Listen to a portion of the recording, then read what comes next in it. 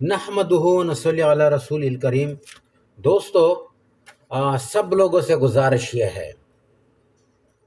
کہ اپنا مذہب کی طرف رجوع کرنا چاہیے، تحقیق کرنا چاہیے۔ ابھی اگر میں بولوں کہ میں اہل حدیث ہوں اور امام کے پیچھے الحمد شریف کو جیری سیری نماز میں فرض سمجھتا ہوں، اور یہ میرا حکم اور مذہب ہے کہ جو نہ پڑھے اس کا نماز نہیں ہوتا ہے، اس کا نماز نہیں ہوتا ہے۔ تو ابھی دیکھو دوستو، یہ اہل حدیث والا نے پورا کتاب لکھا ہوا ہے، اہل حدیث والا نے کتاب لکھا ہوا ہے۔ یہ جماعت غرب الحدیث والا، جماعت غرب الحدیث پاکستان، محمدی مسجد، محمد بن قاسم روڈ، MA کراچی، اس نے لکھا ہوا ہے۔ یہ پورا اس بات کے اوپر اصحاب اکرام، تابعین، تابع تابعین اور حضور پاک صلی اللہ علیہ وسلم کہ جو آدمی امام کے ساتھ ایسے حالت میں آ جائے کہ امام رکوع میں ہو تو وہ الحمد نہ پڑھے، امام کے ساتھ ہی رکوع کر لے۔ اگر آدمی کے پاس ٹائم نہیں ہے تو مسجد کے دروازے میں رکوع کر لے، بحالت رکوع چلتے چلتے صف میں مل جائے۔ یہ تو اہل حدیث والا جو آدمی ہے اس نے حق ادا کر دیا۔ یعنی خواہ ہم نے بات کو بنانا اور آدمی کے پیچھے ایسا بات کرنا جو اس کے اندر وہ برائی غلطی نہ ہو، تو یہ جو ہے نا، یہ بڑا خطرہ اور بڑا گناہ ہے۔ ابھی اس نے لکھا ہوا ہے کہ جو آدمی بغیر الحمد پڑھے تو اس کا وہ قرات ہو جاتا ہے۔ پھر اس نے امام احمد بن حنبل کا، امام مالک کا، غربہ بن زبیر کا، عبداللہ بن زبیر کا، بہت سے تابعین کا، تابع تابعین کا حوالے اس کتاب کے اندر، یہ پورا بڑا کتاب ہے، معمولی تو نہیں ہے، کہ جو آدمی اصحاب اکرام نماز میں آتے تھے تو رکوع کرتے۔ اگر ہم لوگ اس کے ساتھ یہ بات کو نہ مانیں کہ بھائی نہیں، تو پھر ابھی میں بولتا ہوں نا کہ اصحاب اکرام رضی اللہ تعالی اجمعین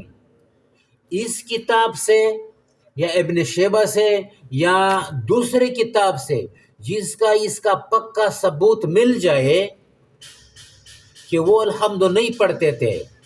تو ایک آدمی اگر ہمیشہ الحمد امام کے پیچھے نہ پڑھے تو اس کا تو نماز نہیں ہوا، اور جس کا ہمیشہ نماز نہیں ہوا وہ مسلمان کیسا رہا؟ تو پھر اس کے اندر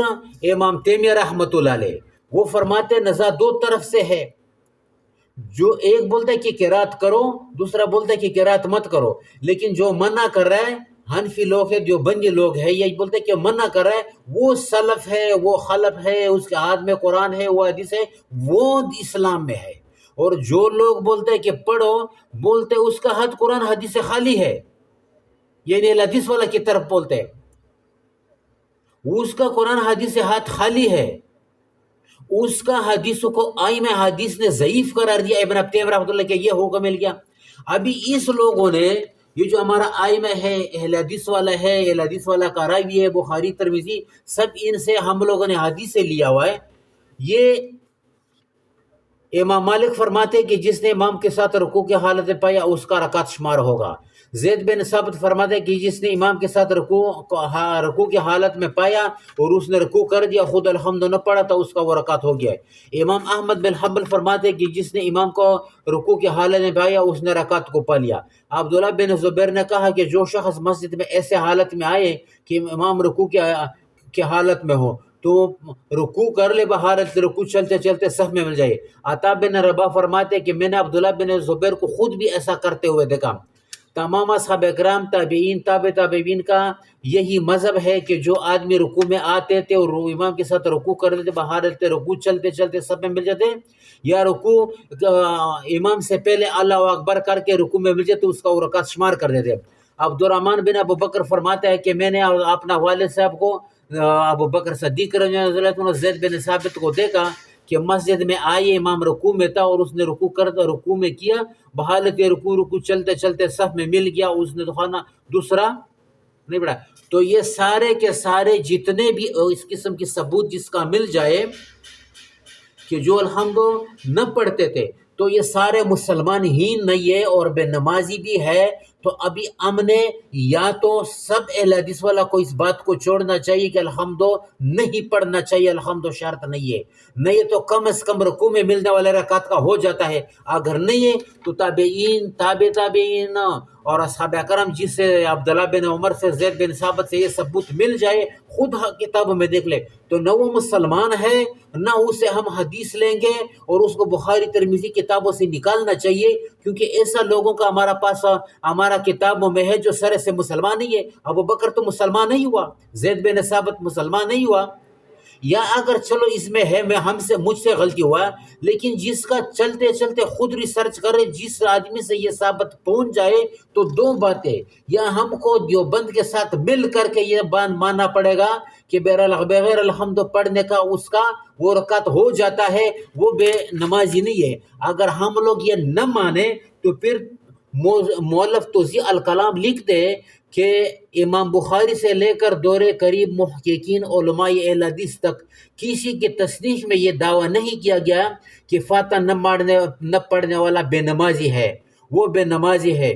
توضیح الکلام بجائے اس کے کہ ہم طویل راستہ اختیار کر لیں، اس نے طویل راستہ اختیار کرنے کے لیے میں بخاری سے لے کر دور حاضر محققین یعنی حق والا جمعہ جو اہل حدیث والے میں اس کی کسی کی تصنیف میں یہ بات موجود نہیں ہے جو الحمد نہ پڑھے